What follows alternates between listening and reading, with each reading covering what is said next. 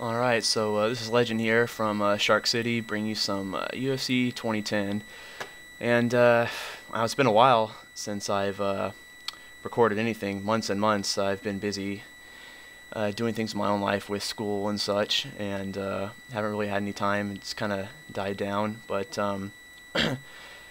as you might see, this isn't my original gamer tag that I used to record with back in the day, Legend 408. This is another gamer tag that I had to make because of a little mishap that happened a couple months ago involving Bossman. Fuck you.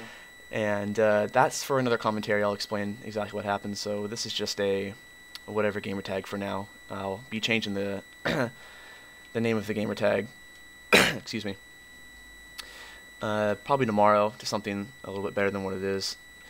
But some UFC 2010. As you can tell, my go-to is Dan Henderson, and I'm going to give you some reasons why right now. He's pretty well-rounded in this game, at least 80, 75 to 80, and just about everything except submissions, obviously. Submission defense 75, a lot better in 2009. If any 2009, you'll know that Dan Henderson had like 65, 60 submission defense, and it was ridiculous. But the guy I'm fighting here, he's about, I'm not really sure, I forgot what level, he's like 85. He had a pretty decent record. And this round was only 2-0 on this gamer tag, but my original record for 2010, I think it was like 85-6 or something like that.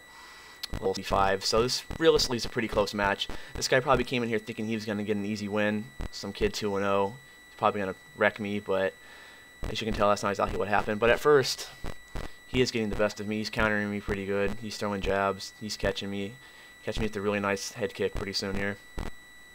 And I'm kind of getting a little worried. He's working my body. My stamina's dropping, as you can tell, which is a really good go-to because if the fight does go on third, fourth round, and this is a 5-round fight. All of my fights when I make the games are 5-round fights because I hate 3-rounders, because if they're really close, the judging in this game is terrible. I've been screwed out of so many matches, it's just ridiculous. So I always make them 5 rounds. I've only been all 5 rounds, I think, once or twice. It's always either a knockout or a submission around the second, maybe third round. So, as you can tell, he's kind of getting the best of me right here. I'm surprised that he hasn't shot yet. He did pick Rashad Evans. I would say the second best wrestler in the light heavyweight division next to Dan Henderson.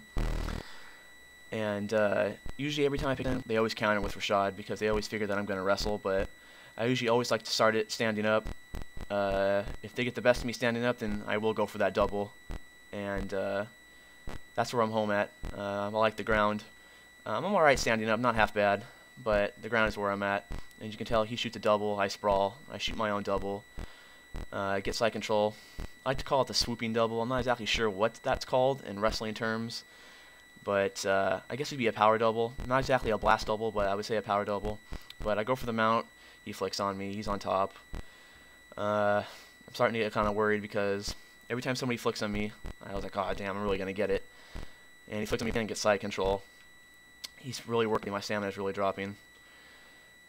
And I'm like, alright, I'm going to do something here. So what I'm going to do is I get up to the cage, and I transition using the cage. Now I'm on his side, I can on him, I'm pounding away. And into the rounds coming up, he gets me in full guard. I'm just trying to pass the guard as much as possible, get some points in. Round ends. I'm thinking to myself, alright, I'm going to have to do something a little different. He does have me stand up. On the ground, it's pretty damn close. But I know he's going to go for the shot, and I don't want him on top of me because he did flick on me numerous times, so he's pretty damn good on the ground. So what I do here, immediately when the round starts, I come out, and what is called, you're probably going to laugh, is called the cow catcher position. Your hands are down, and what you're doing is you're waiting for the double. Just think if it was rushing you, what are you going to do? Well, realistically, if a cow's rushing me, I get the hell out of the way. But if a cow rushes you, put your hands down, what are you going to do? You're going to tackle it by the horns. That's what those cowboys do if you've ever watched TV, you know, that bull riding stuff. They have that side traction, and it synchronizes right there. But he goes for a kick. I shoot my double. I'm going to get half guard on him. He immediately kicks me off really fast. Two turns, kicks me off. I didn't get any flicks. I bring the cow catcher position back down again. I'm trying to stay away from him. I catch him here, but I try to flick it over, try to get him on the ground. It doesn't work, and then he immediately gets double index on me, and I'm up against the cage, and I'm thinking here, he's gonna slam me right here. But I flick on him, and I get top mount, and I'm pounding away on him a little bit. And I'm thinking to myself, alright, I don't want to I don't want to try to posture up because I'm pretty sure this guy's going to flick him. He's got a really good flick, so I'm just going to stay unpostured, chest to chest. But he tries to get out here, and he does get out. I'm working for the suplex, but I couldn't get it. So once again, cow catcher position down, waiting for him to shoot. And I'm just kind of waiting it out.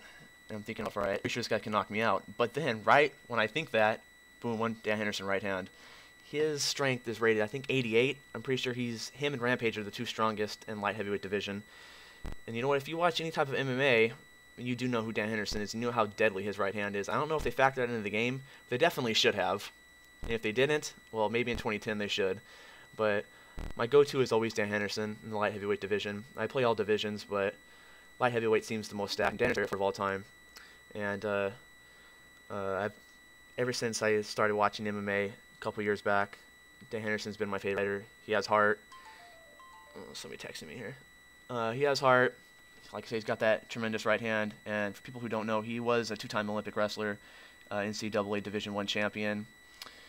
And he's just a legend of MMA. That's why I like him, and that's my go-to in the game. And as you can see, I knocked him out, right hand. And that's about it. I ranked up at least, I think it was like 15 levels here. I'm not really sure. You guys can see right here.